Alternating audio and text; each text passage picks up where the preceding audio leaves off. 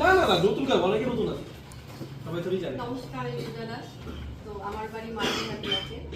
তো আমার আমি 2022-এ এসএসসি জিডি দিয়েছিলাম।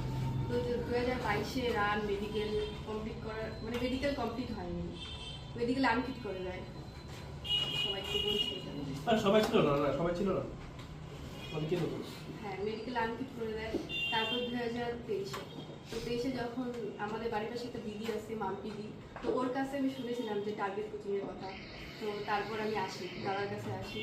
তো ভাবছিলাম আমি 2022-এ আনফিট হওয়ার পরে মেডিকেলে আমি আর এক্সামই দিব না, কারণ মেডিকেল আনফিট করছে না, ওই সাহসটাই আমি পাচ্ছিলাম না যে পরীক্ষায় আবার বসবো।